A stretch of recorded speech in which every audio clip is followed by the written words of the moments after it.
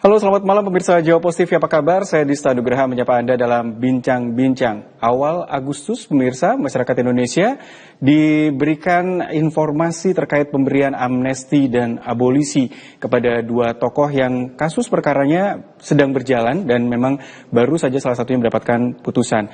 Di sisi lain, masyarakat juga menyoroti apakah pemberian amnesti, abolisi kepada tokoh-tokoh ini tepat, atau justru kita juga melihat sistem peradilan di Indonesia juga yang patut dipertanyakan. Mengingat Thomas Trikasi Lembong ini juga saat ini sedang mengajukan kasus ini berbalik untuk memperkarakan hakim yang memberikan keputusan vonis pada beliau. Ini menjadi akan panjang. Tapi di sisi lain kita akan melihat bagaimana sebenarnya wajah peradilan di Indonesia saat ini, pemirsa. Kami akan bahas dalam bincang-bincang, namun kami hadirkan terlebih dahulu tayangan yang berikut ini.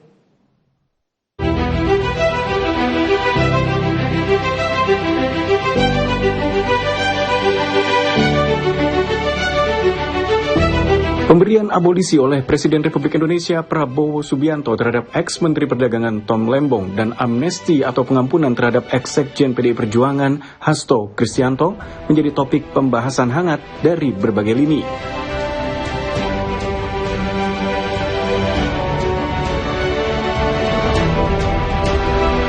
Di media sosial, kolom pembahasan netizen pun ramai mempertanyakan status dan kinerja hukum di negara Republik Indonesia.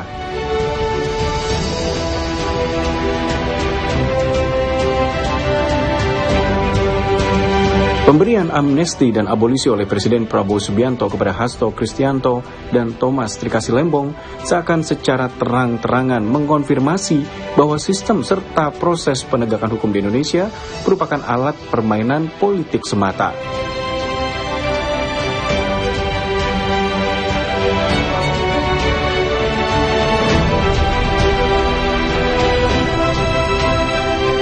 Tak hanya keputusan hukum yang diberikan Presiden yang menjadi sorotan, bahkan petugas penegak hukum pun juga diragukan dalam menjalankan profesinya.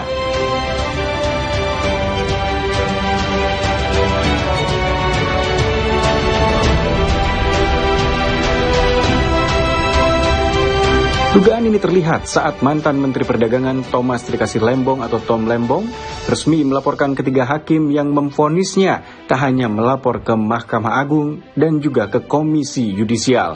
Ketiga hakim dilaporkan ke Komisi Yudisial karena dinilai melanggar kode etik dan dianggap tidak profesional.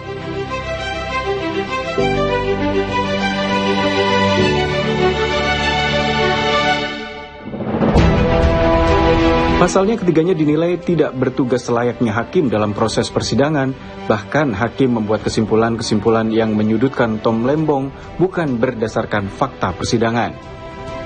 Selain melaporkan ketiga hakim, kuasa hukum Tom Lembong juga meminta audiensi dengan pimpinan Komisi Yudisial agar dapat memaparkan bukti-bukti yang ada yang akan disampaikan oleh Tom Lembong secara langsung.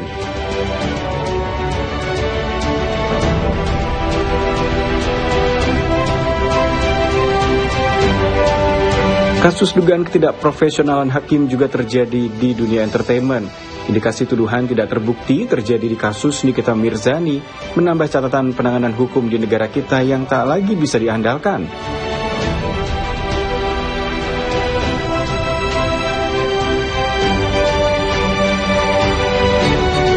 Lantas bagaimanakah tanggapan para ahli dalam menyikapi kondisi ini? Benarkah saat ini kita berada dalam situasi krisis penanganan hukum? Kita bahas dalam Bincang-Bincang.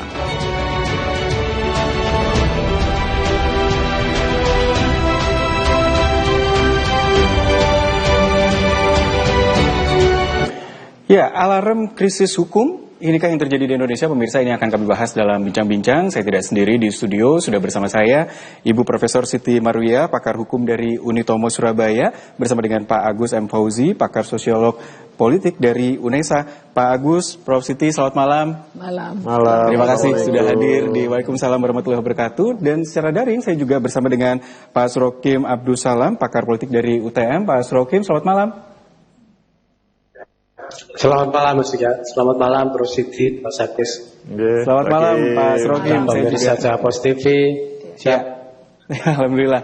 Nanti saya juga ingin tahu pendapat dari Pak Asrokim tentunya. Tapi kami harus jeda terlebih dahulu pemirsa. Kami akan mulai bahas lebih dalam usai jeda. Kami akan segera kembali.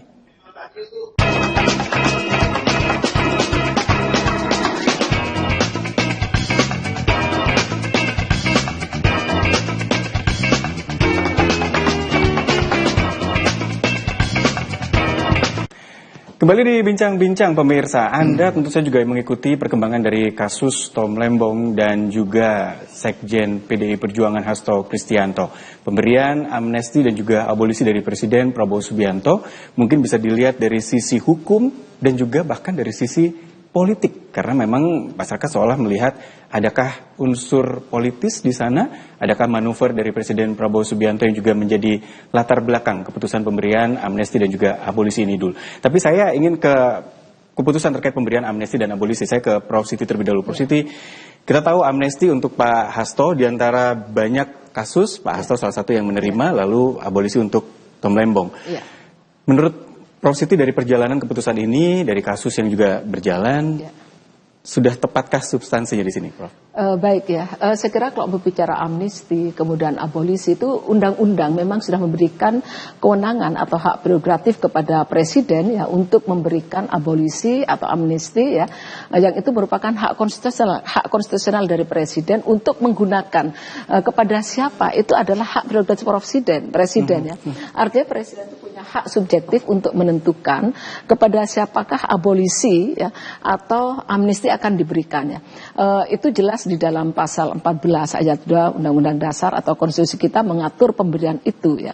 Sehingga sesungguhnya kalau kita bicara secara normatif itu betul yang dijalankan oleh presiden, artinya di situ bukan ada campur tangan presiden selaku kepala pemerintahan, tapi adalah bagaimana presiden selaku kepala negara itu memang diberikan hak untuk bisa memberikan abolisi dan amnesti termasuk pada Tom Lembong. Nah, saat ini memang yang diberikan ada dua hal ya.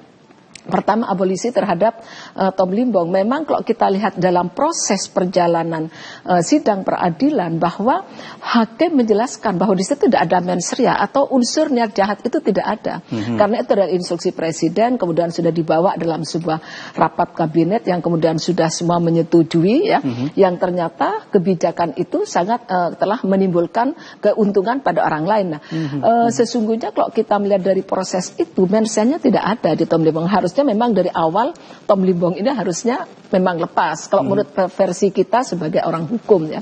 Nah, tetapi hakim kan kemudian menjeratnya adalah karena dianggap memberikan keuntungan kepada pihak ketiga. Nah, ini saya kira, sehingga ketika presiden memberikan abolisi, saya kira itu adalah langkah tepat, terlepas itu politik atau tidak, tapi secara hukum itu adalah langkah tepat ya, karena memang tidak ada mens rea di situ.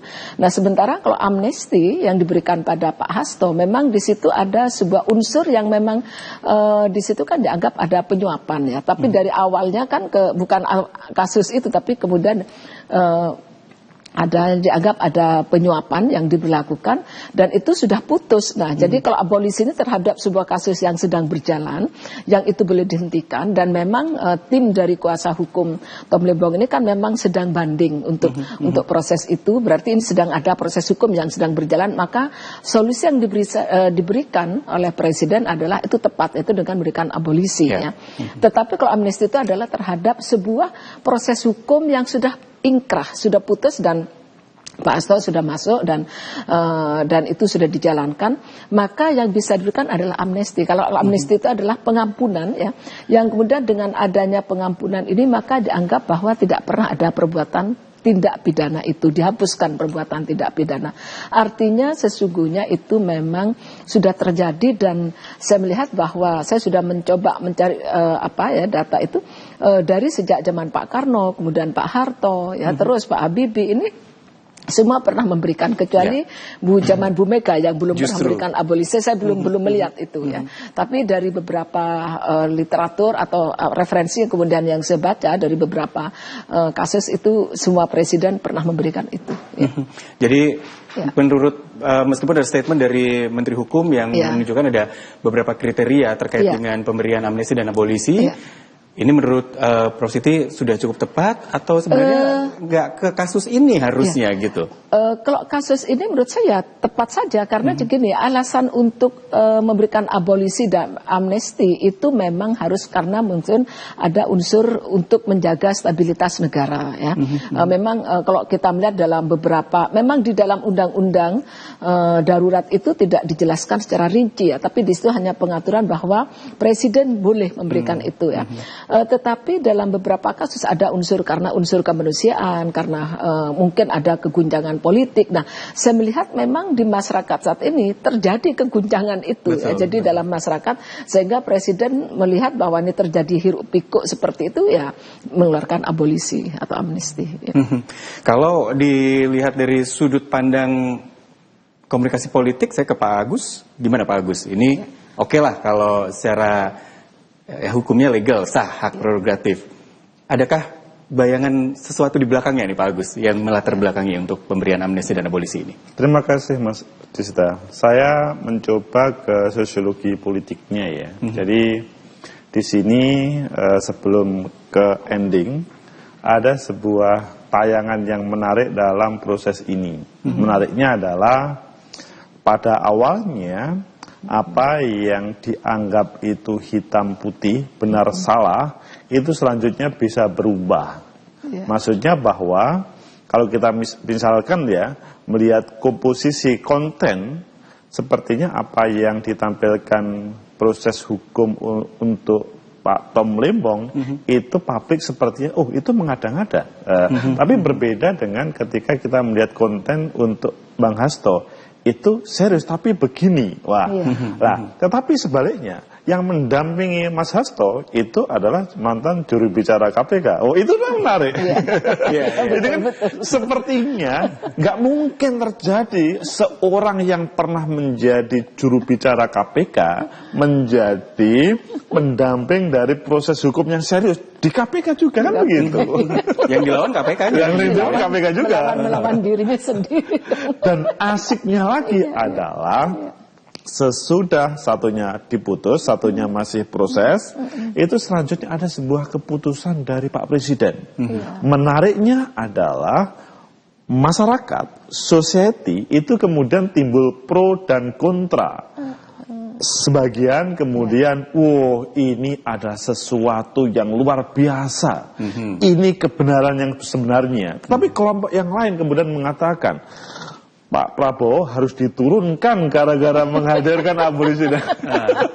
Ini kan menunjukkan bahwa triatikal politik dalam wilayah hukum itu sangat terjadi di negeri ini. Tapi sebetulnya kalau saya melihatnya ini sebuah keputusan yang luar biasa. Apa yang menjadi prerogatif Pak Presiden Prabowo dihadirkan menghadapi sebuah proses hukum yang kalau kita berbicara negara kita adalah negara hukum katanya Bu Siti, Prof Siti. Kalau berbicara negara hukum seharusnya yang panglima tertinggi itu hukum, tapi di sini Presiden mempunyai hak prerogatif. Di sini kalau saya melihatnya adalah dalam proses berpolitik maka hukum itu kemudian bukan ending semuanya.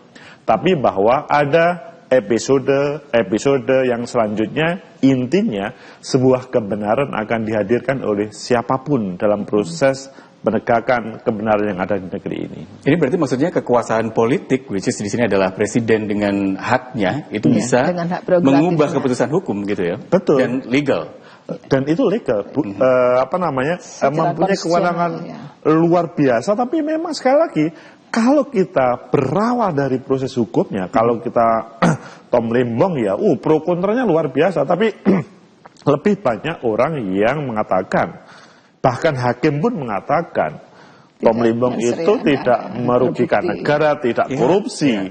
Itu kemudian publik langsung mengatakan, tapi mengapa harus dihukum? Ngapain disidangkan? Tidak terimanya masyarakat di situ. Baik, menarik karena memang mungkin juga banyak masyarakat yang tidak menduga bahwa di 1 Agustus itu akhirnya keluar amnesti dan abolisi untuk mereka berdua termasuk ya. Tapi nanti juga ingin tahu pendapat dari Pak Surokim. Usai jeda pemirsa, kami harus jeda terlebih dahulu, kami akan segera kembali.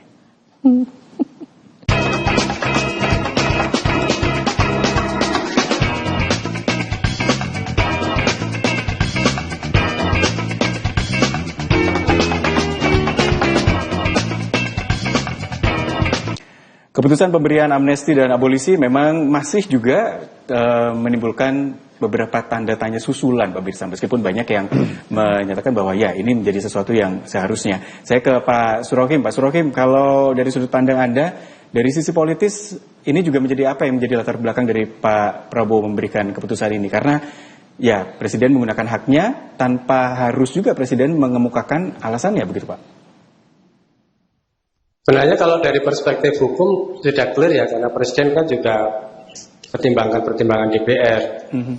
Tapi kalau dibaca dari perspektif politik, memang langkah ini berlapis ya. Jadi ada konten hukum tadi, reciprocity, ada konteks politik juga yang melatar belakangi. Nah, dalam konteks politik itu membaca pemberian apologi dan amnesti ini ya tidak lepas dari apa yang sering disampaikan oleh para pengamat terkait dengan rekonsiliasi. Pak Prabowo tentu ingin konsolidasi ya, memperkuat pemerintahannya. Dan kita semua tahu kenapa yang diberikan amnesti itu Mas Hasto, yang diberikan polisi itu Pak Limbong, itu ya bukan perkara biasa. Itu memang ada kaitan sangkut pautnya dengan soal apa yang saya sebut sebagai rekonsiliasi tadi, yang tidak lepas dari kepentingan untuk konsolidasi politik yang selanjutnya digunakan untuk proyeksi kekuasaan masa depan. Jadi memang tidak bisa dipisahkan ya tiga hal itu. Makanya saya sebut sebagai langkah berlapis tadi. Mas Rocky maksudnya di sini Pak Hasto sebagai representasi dari Megawati Soekarno Putri, lalu Pak Tom Lembong sebagai representasi dari Pak Anies Baswedan, begitu Pak? Iya dong, stabilitas politik bagi siapapun yang mengendalikan rezim penting kan. Melihat Pak Hasto bukan persoalan Pak Hastonya ya, tapi karena beliau orang satu yang sangat dekat dengan Bu Megawati, dan PDIP itu siapa? Semua di bawah perintah dan komando Bu Mega. Sebenarnya simpel seperti itu sih bacanya, karena itu wajar. Coba kalau yang sedang berperkara itu Pak Suroki, apakah akan diberikan amnesti? Ya belum tentu juga. Nah, makanya saya sering kelakar gitu ya, terkait dengan politik, ya, bukti ataupun yang lain ya, peringatan hukum yang lain mestinya dilakukan secara prudent ya, yang perhatiannya tinggi supaya kemudian tidak menimbulkan iri ya di masyarakat. Tapi saya bisa paham kenapa kemudian itu diberikan. Ya terkait dengan apa yang saya sebut sebagai rekonsiliasi politik tadi itu.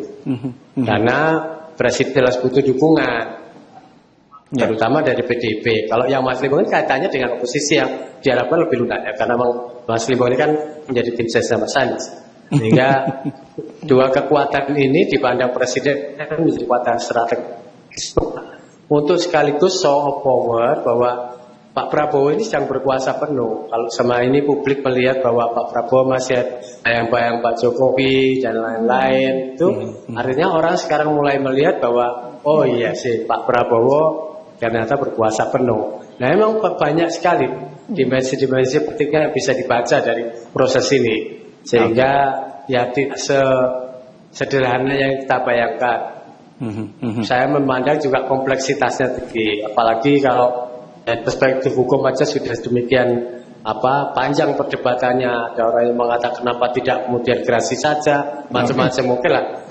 Dari politik apalagi yang kompleks itu pertimbangannya. Tidak hanya sekedar rekonsiliasi, tapi juga tadi itu ada support dari upaya untuk aktualisasi kekuasaan dari Prabowo Subianto untuk menunjukkan pada publik bahwa hari ini yang berkuasa itu Prabowo Subianto. Dan kemudian ya. Saya masih ke politik dulu nih. Saya sekarang ke Pak Agus. Dari upaya Pak Prabowo seperti itu, begitu ya, menyentuh sisi PD Perjuangan melalui pemberian amnesti, menyentuh sisi Anies Baswedan melalui pemberian abolisi pada Tom Lembong. Setelah beberapa hari, menurut Pak Agus, aksi reaksinya gimana ya? Sesuai dengan yang dibayangkan atau gimana? Gimana Bu Mega mengatakan bahwa enggak, kami bukan bagian dari koalisi, kami penyeimbang. Itu salah satu statementnya. Itulah dramaturgi politik hadir. Jadi pada tampilan depan, panggung depannya beliau mengatakan kami tidak mendukung, tapi pada proses putusan-putusan politik pada waktu di Bali kita harus mendukung Presiden Pak Prabowo. Itu menunjukkan bahwa ya dia dengan siapa berbicara dan kemudian bagaimana bisa menampilkan dirinya seakan-akan independen, tapi at least bahwa tidak ada problem antara Bu Mega sama Pak Prabowo, bahkan ini semacam lanjutan Mega Pro 2009 dahulu. Kembali ini ya, kembali Mega romantis. Pro, gitu. iya. Ya. Dan yang jelas juga keberadaan Pak Jokowi pada awalnya itu komentarnya, statementnya itu mengarah kepada patuhi hukum, tapi selanjutnya pada besoknya kemudian komentarnya adalah ya Pak Presiden mempunyai hak prerogatif. Di situ adalah menunjukkan Pak Jokowi sudah mengakui keberadaan Pak Prabowo itu adalah presiden hari ini yang punya kuasa penuh, yang kita tahu 1-2 hari sebelumnya Pak Prabowo semacam sungkem lapor kepada Solo, tapi nggak tahunya ada sebuah keputusan yang nggak tahunya Solo juga tidak tahu. Nah, ini menunjukkan tradisi Jawa dihadirkan dalam perhelatan politik, dan selanjutnya endingnya kemudian menunjukkan Pak Prabowo adalah ya presiden yang punya powerful hari ini. Akan berbeda mungkin ketika keputusan ini keluar, tapi tidak ada pertemuan antara Pak Jokowi dengan Pak Prabowo beberapa hari sebelumnya. Mungkin akan berbeda ya nuansanya. Sangat berbeda. Karena sekali lagi pada waktu sebelumnya seakan-akan ya semua putusan itu adalah di dalam kendali Pak Jokowi. Tapi ini adalah luar kendali semuanya. Ini adalah menunjukkan Pak Prabowo adalah presiden, tanggal 30 semua DPR dikumpulkan, semua setuju abolisi dan amnesti itu. Itu menunjukkan power yang luar biasa, dan kemudian seperti yang belum bisa tertundukkan itu kan Mas Anies sama Bu Mega yang waktu itu adalah kontestan lawan pada waktu Pilpres kemarin. Dengan ini semuanya kelihatannya akan baik-baik saja. Dan itu sebenarnya yang diperlukan ya. Kalau memang tujuannya untuk semuanya bisa baik-baik saja, baik aja gitu tujuannya. Tapi di sisi lain, sepertinya Pak Tom Lembong juga masih akan terus meneruskan kasusnya, bahkan memberikan tuntutan balik untuk para hakim yang menyidangkan kasusnya. Nah, ada apa sebenarnya di balik semua ini? Nanti saya masih akan kembali ke Prof Siti. Usai jeda pemirsa, kami akan kembali untuk Anda di Bincang-Bincang.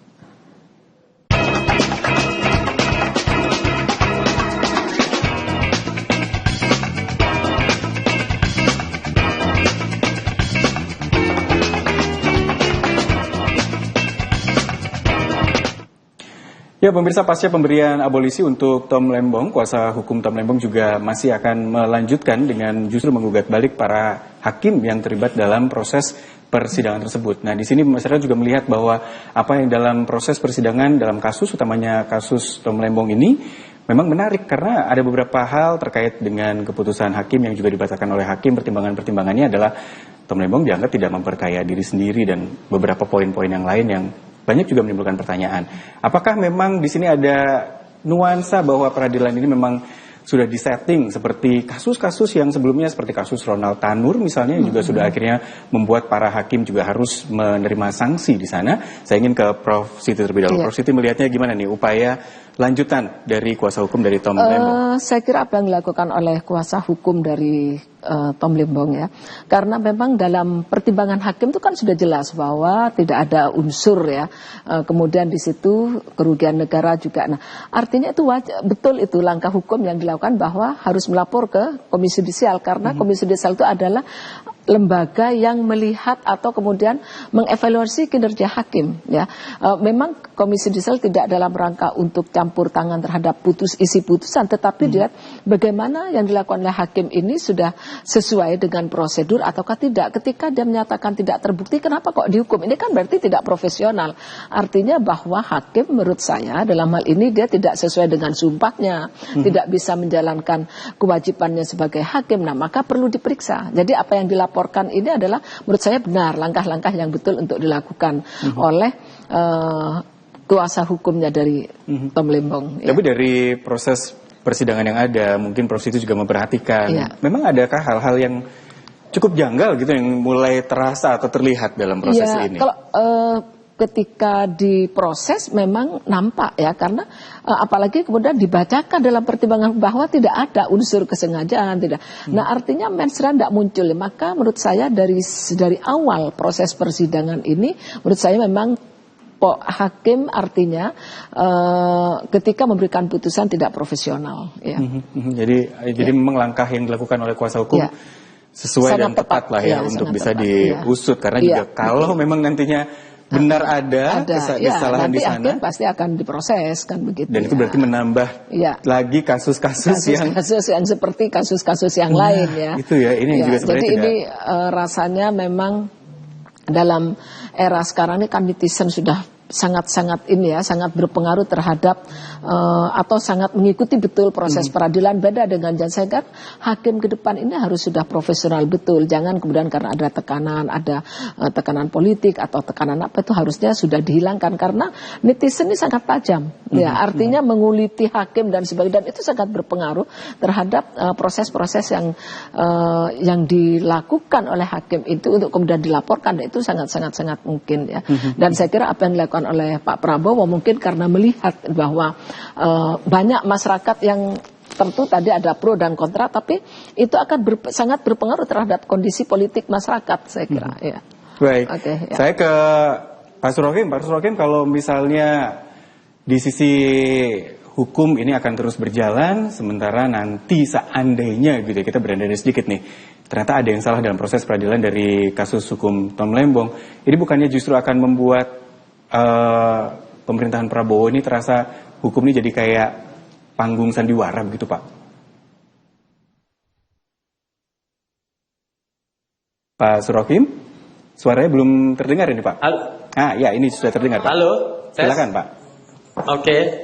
Ya, kompleksitas yang saya sebut tadi itu memang akan sangat mengaruh ya, karena ya elemen yang terlibat juga cukup banyak dan selama ini saya melihat kalau proses rekonsiliasi itu tidak harus kemudian menang kalah di Republik ini ya. Pendekatan win-win solution yang dimana semua pihak itu akan menjadi pemenang itu jauh akan lebih maslahat. Jadi pertimbangan hukum ya menurut saya tidak setuju, tapi win-win solution itu akan menjadikan semangat rekonsiliasi itu menjadi lebih smooth gitu. Tidak kemudian mengambil pilihan win and lose gitu Mas.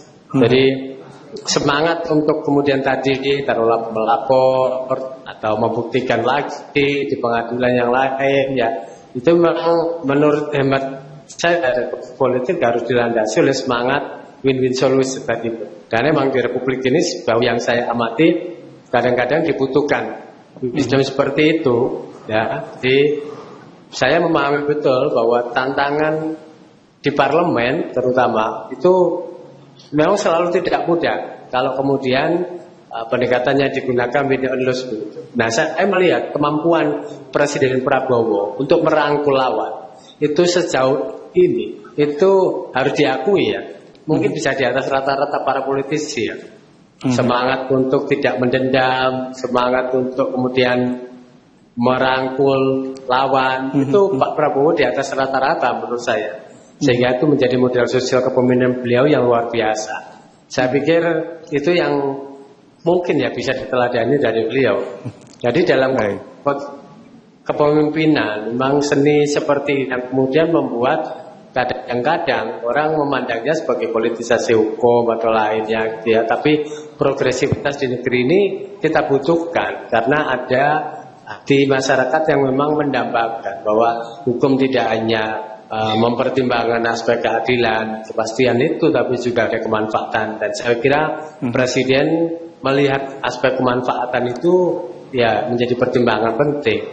Saya rasa kedepannya juga ini akan terkonsolidasi dengan baik kalau kemudian orang-orang atau mungkin partai-partai politik itu bisa melakukan check and balances dengan lebih smooth atau mungkin secara lunak. Nah, saya kira itulah yang sebenarnya disasar oleh Pak Prabowo melalui pemberian amnesti dan abolisi ini, melunakkan oposisi-oposisi itu sambil merangkul mereka dari luar. Saya pikir kok apa yang saya baca dari situ, sehingga kalau muncul tadi sebagaimana panggung belakang dan panggung depan yang disebut Mas Agus tadi, ya sangat terlihat bagaimana respon mereka terkait dengan lepasnya atau pemberian amnesti kepada Mas Hasto, ya sukacita dong. Nah, itulah yang saya lihat. Ya, dibalik semua itu menurut saya memang harus diakui bahwa politisasi hukum ini tergantung banget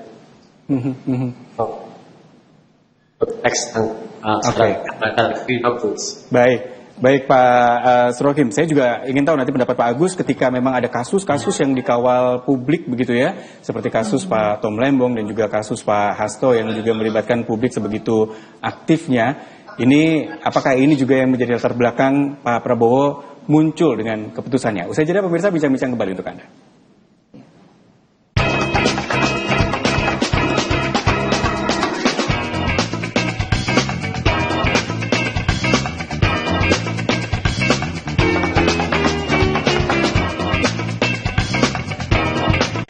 Ya, pemirsa, kasus Pak Tom Lembong dan kasus Pak Hasto ini juga melalui proses peradilan yang akhirnya memang ada keputusan dari Presiden Prabowo Subianto untuk memberikan abolisi dan juga amnesti. Saya ke Pak Agus. Pak Agus, kan ini dua kasus yang termasuk dikawal publik dengan sedemikian aktifnya begitu ya, publik untuk memperhatikan setiap detail dari perjalanan kasus dan persidangannya. Kalau menurut Pak Agus ketika sudah diberikan keputusan ini, gimana nih publik? Emang sesuai dengan harapannya atau di sisi lain ada banyak yang merasa nggak harus gitu, harus seperti apa menurut Jadi Pak perlu Agus? dibedakan antara keputusan untuk Bang Hasto sama Bang Tom Lembong. Kalau Bang Hasto memang kita paham 50-50. Ini berangkat dari sebuah proses hukum yang memang ada semacam bukti dalam tanda kutip, tetapi ada semacam juga intervensi kekuasaan dalam proses itu,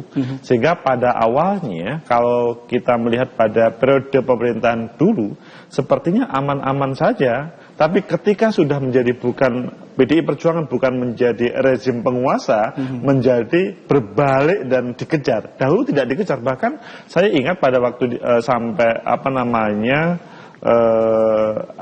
dikejar di tempatnya tempat Polri itu kemudian bagaimana sembunyikan, tapi pada kesempatan ini sangat berbeda. Dan kalau saya kemudian melihatnya saat ini publik ya pro dan kontra itu kemudian wajar. Tapi kalau berbicara Tom Lembong, semuanya sepertinya inilah kebenaran yang sebenarnya. Keputusan yang sebenarnya. Sehingga ini sepertinya semacam tidak percaya terhadap para penegak hukum. Padahal para penegak hukum melakukan proses hukum yang dari tahap ke tahap, tetapi memang pada waktu ending dari keputusan mengatakan tidak ada masalah, tapi kemudian keputusannya itu. Sehingga kalau saya melihat publik pada hari ini memang pro dan kontra, dan kita ingin menunjukkan bahwa kebenaran yang ingin dihadirkan oleh pemerintahan Pak Prabowo di sini itu penuh proses panjang. Hanya negara kita adalah negara hukum, tapi bahwa Pak Presiden mempunyai hak prerogatif. Tapi kalau Pak Agus melihat ini lebih karena latar belakang politik yang lebih kuat, atau justru melihatnya karena desakan publik yang bisa diakomodir oleh keputusan Pak Prabowo ini? Bahwa desakan publik itu ada, tetapi saya melihatnya strategi politik Pak Prabowo hari ini adalah bagaimana merangkul semuanya. Saya melihatnya di situ. Jadi dia tidak ingin ada yang menjadi musuh dalam pemerintahannya, sehingga ketika membangun itu lebih mudah. Apalagi misalkan dihubungkan misalkan 2029. Tetapi at least kalau kita melihat yang disampaikan oleh Pak Prabowo pada periode pemerintahan sampai 2029, berikan kesempatan dia sepenuhnya. Dan dia pengen semua komponen yang ada, meskipun kita masih ingat pada waktu debat Pilpres ketika berhadapan dengan Mas Anies, ketika berhadapan dengan Mas Ganjar, itu ada riak-riak, tapi saya melihat ingin merangkul semuanya. Oke, mudah-mudahan aja tujuannya baik untuk masyarakat Indonesia secara keseluruhan juga ya. Tapi kalau Bu Prof Siti melihat ini kasus yang pemberian amnesti untuk Pak Hasto kan kasus korupsi bisa dibilang begitu ya, karena KPK juga yang memperkarakan. Iya, betul. layakkah untuk diberikan amnesti, Bu? Kalau saya melihat dari beberapa perjalanan ya dalam praktek ketatanegaraan presiden memberikan abolisi ya amnesti ya, memang tidak ada dalam sejarah itu misalkan karena semata-mata korupsi ya, memang para penggiat korupsi pasti itu menolak ya. Kenapa ini kasus korupsi loh ini, dan di situ terbukti penyuapan, kenapa kok diberikan amnesti? Nah itu bagi penggiat anti korupsi. Tetapi kita ingat bahwa memang dalam undang-undang, termasuk dalam undang itu kan tidak memberikan batasan sampai sekarang. Amnesti itu diberikan dalam hal apa? Tapi yang jelas bahwa di situ dalam kondisi dalam rangka untuk menjaga keamanan politik, kemudian stabilitas nasional. Nah itu ya. Tetapi saya ingat begini, berbeda kalau di zamannya Pak SBY selaku presiden, itu memang beliau memberikan sebuah kebijakan bahwa untuk 3 hal itu tidak boleh diberikan ampunan ya, termasuk bentuk abolisi, amnesti, dan memang tidak pernah dilakukan. Jadi misalkan korupsi memang tidak boleh, illegal lodging, kemudian satunya kalau tidak salah narkoba, sehingga semuanya tidak ada ampunan yang diberikan. Nah, sehingga menurut saya adalah dari sisi hukum yang dilakukan oleh Pak Prabowo tidak melanggar hukum. Karena Pak Prabowo tidak pernah menyebutkan kriteria itu ya? Dan memang tidak ada aturan yang kemudian menyatakan amnesti tidak boleh untuk koruptor dong, tidak ada begitu. Jadi dalam undang-undang darurat itu hanya memperjelas untuk teknis memberikan apa yang harus dilakukan oleh presiden dalam amnesti ya untuk menindaklanjuti. Tetapi sekali lagi tidak ada penjelasan bahwa itu korupsi tidak boleh. Tetapi sekali lagi tujuannya adalah dalam rangka tadi dikatakan oleh Pak bahwa itu dalam rangka untuk merangkul ya status kondisi pemerintahan agar semuanya stabil secara politik. Saya kira itu aja. Oke. Pak Surakim, kalau melihat dari keputusan ini pemberian amnesti kepada kasus korupsi yang bahkan diperkarakan oleh KPK, Pak Surakim melihatnya gimana nih? Karena kan Pak Prabowo sebenarnya juga dari awal menjabat juga menempatkan pemberantasan korupsi ini juga menjadi fokus yang utama juga. Betul. Akankah ini membuat citra beliau untuk memberantas korupsi ini jadi abu-abu gitu, Pak? Ya, saya sering mengatakan bahwa tindakan pemberantasan gerasi, amnesti, abolisi atau semacamnya ya, yang dilakukan sebagai wujud hak prerogatif presiden itu kan menyangkut lahan hukum, sehingga perlu prudent, perlu kehati-hatian, perlu selektif dalam bahasa saya, sehingga kemudian tidak mencederai keadilan rasa adil dalam masyarakat. Itu penting. Jangan sampai kemudian nanti muncul perbedaan perlakuan yang ekstrim di masyarakat, sehingga kemudian masyarakat tidak mempercayai peradilan gitu.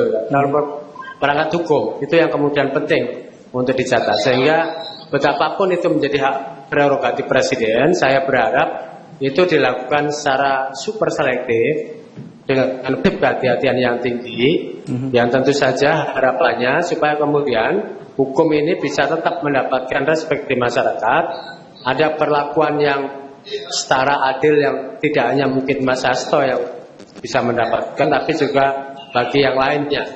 Nah, itu untuk menjaga supaya kemudian marwah hukum di Republik ini masih tetap terjaga. Dan saya pikir progresivitas presiden dalam konteks ini sejauh ini menurut pendapat saya masih dipahami.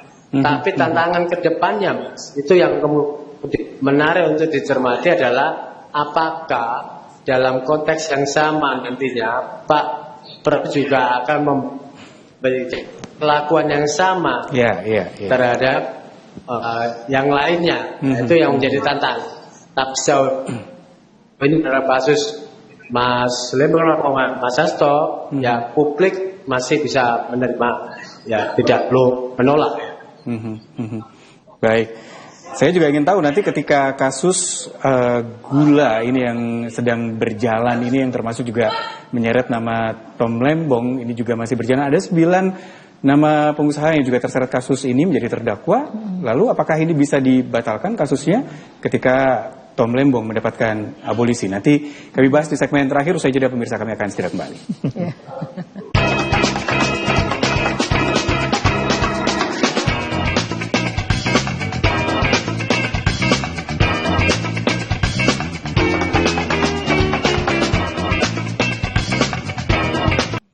Kembali di Bincang-Bincang, pemirsa, saya berada di segmen terakhir. Kasus Tom Lembong memang diberikan abolisi oleh Presiden Prabowo Subianto. Lalu bagaimana dengan kasus proses kasus gula yang lainnya juga melibatkan nama-nama pengusaha yang juga menjadi terdakwa dalam kasus ini. Apakah memang bisa dihentikan? Saya ke Prof Siti. Gimana Prof ketika memang Pak Tom Lembong kasusnya mendapatkan abolisi, kasus gula ini yang sedang berjalan seperti apa nanti? Nah, kasus gula yang sedang berjalan, kalau ini proses hukum mereka masih banding, itu kemungkinan bisa. Tetapi sekali lagi itu adalah hak prerogatif presiden. Ada kepentingan politik apa enggak terhadap 9 terdakwa yang lainnya. Nah, ini kan termasuk terkait dengan itu ya. Sehingga saya juga tidak tahu nanti arahnya presiden. Tapi ketika dia akan berikan abolisi pasti karena ada terkait dengan stabilitas nasional. Kalau itu dianggap untuk yang 9 orang ini tidak mengganggu stabilitas nasional, kemudian mengganggu perhelatan politik negara, ya saya kira mungkin akan jalan, tapi nanti mungkin suatu saat baru diberikan ampunan ketika ya setelah berjalan, mungkin seperti itu ya kalau menurut saya begitu. Atau kalau misalnya memang nanti dalam perjalanan proses hukumnya mereka terbukti memperkaya diri sendiri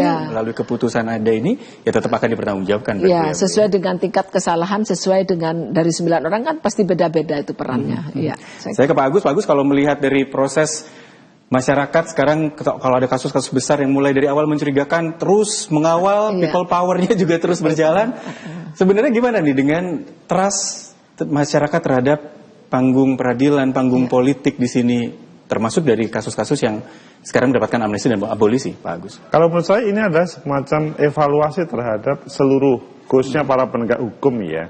Penegak hukum itu kemudian harus berpikir terhadap kasus-kasus mendatang.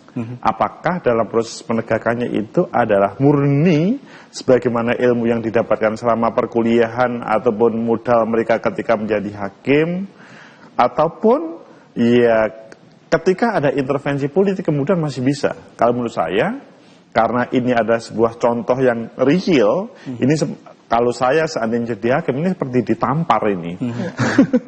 Ini memutuskan tapi kemudian langsung tidak dalam waktu lama kemudian dirubah. Itu kan ditampar.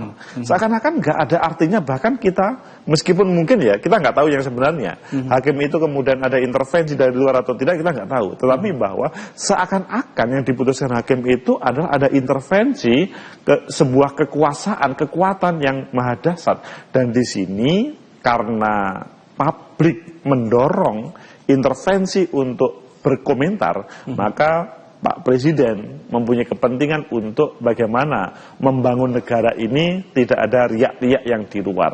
Apalagi sekali lagi, yang dilihat adalah Tom Lembong sebagai tokoh pada waktu itu, Mas Hasto sebagai tokoh. Tetapi kalau orang-orang yang berperkara karena tidak menjadi tokoh, maka menurut saya Pak Prabowo sebagai Presiden itu tidak menjadikan itu sesuatu. Ya, tidak disorot publik sedikit juga. Nyambung gitu ya. terkait dengan perhatian masyarakat ya, kemudian netizen ya. Saya kira begitu, dalam hukum itu ada namanya amicus curiae, jadi sahabat peradilan. Ketika ada sebuah proses tidak berjalan dengan baik dalam sebuah proses peradilan ya, maka kita sebagai masyarakat itu boleh menamakan dirinya untuk kemudian sebagai sahabat peradilan atau amicus curiae ya, dalam arti memberikan koreksi terhadap apa yang sudah dilakukan oleh peradilan. Dan itu saya kira juga bukan hanya sekedar kepiawaian dari seorang pengacara ketika membuat sebuah pembelaan ya, ketika Presiden memberikan abolisi ya terhadap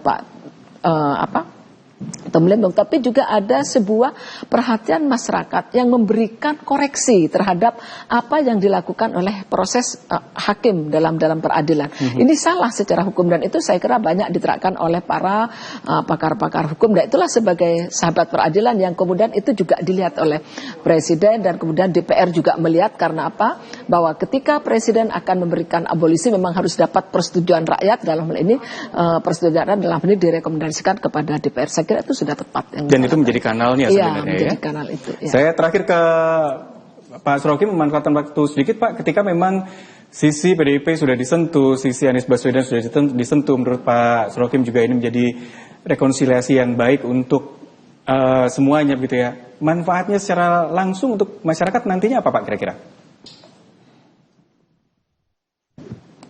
Pak Surokim, saya masih belum mendengar Pak, sepertinya masih belum dinyalakan. Siap. Silakan Pak. Ya betapapun hak prerogatif Presiden, tapi saya berharap takarannya bisa sesuai ya.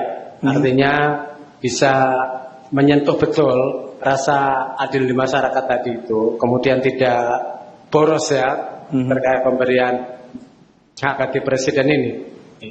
Walaupun itu konteksnya politik gitu. Jadi tetap harus berselektif menurut pendapat saya, karena presiden berkewajiban untuk menguatkan literasi hukum masyarakat kita, dan keadilan sebagian memang sangat bertumpu pada tangan kekuasaan presiden. Sehingga harapannya pemberian amnesti, hak politisi maupun hak prerogatif yang lain kalau presiden terkait dengan putusan hukum, menurut pendapat saya harus tetap supportif. Baik. Terima kasih Pak Surokim sudah bersama kami memberikan analisanya. Prof Siti terima kasih dan Pak Agus juga terima kasih. Menarik sekali kalau kita bahas terkait dengan bagaimana perjalanan proses hukum di Indonesia. Dari sisi Tom Lembong juga saat ini sedang melakukan gugatan balik kepada para hakim. Kita lihat ke depannya apakah memang terbukti ada permainan dalam proses persidangan ini. Kita juga lihat nanti dalam proses-proses persidangan yang lain, seharusnya kita harapkan untuk tidak ada lagi persidangan yang dikondisikan. Mengingat sudah pernah terjadi beberapa kasus sebelumnya yang harusnya bisa menjadi tamparan bagi para penegak hukum di Indonesia, termasuk para hakim. Terima kasih pemirsa sudah bersama Bincang-Bincang. Saya Dista Nugraha pamit undur diri. Selamat malam, sampai jumpa.